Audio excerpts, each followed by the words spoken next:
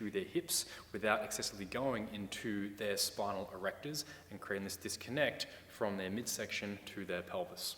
So all the typical deadlift cues apply. We're going to take a comfortable stance and we're going to try to keep our rib cage stacked over the pelvis the entire time through the range of motion.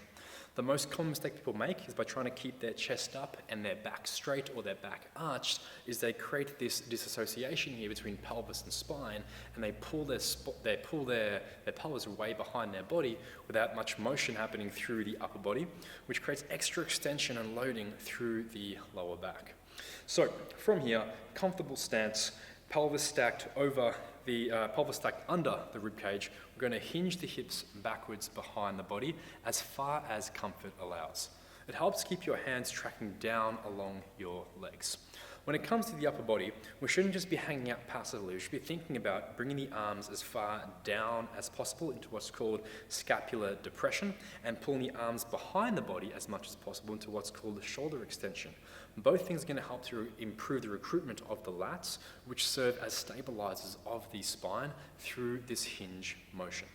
Now, I recommend starting out just with a basic bodyweight variation with no load whatsoever, but of course we are going to progress towards having some kind of load in hand.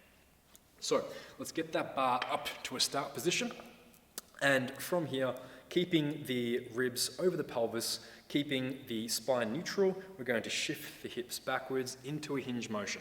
Now, I'm only going to descend as far as my flexibility and mobility allows, which is around mid-shin here for me, before coming straight back up to the start position.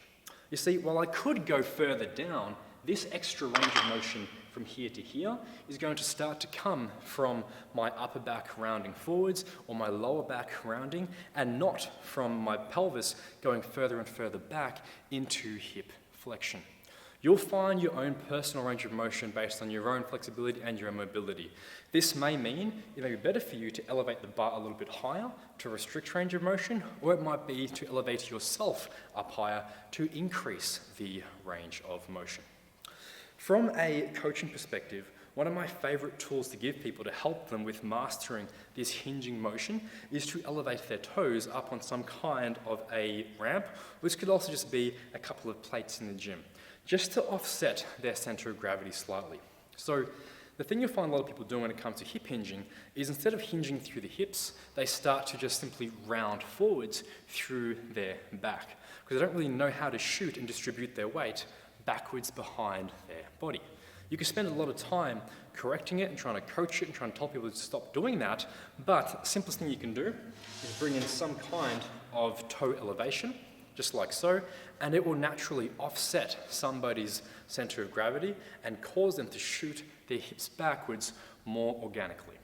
You might feel a little bit extra tensioning happening through the back of your leg. This isn't necessarily what we're going for here. We're not trying to improve the stretch on the hamstrings or anything like that, because if anything, by doing this, we're actually creating more and more tension through the nerves, which may not be a good thing.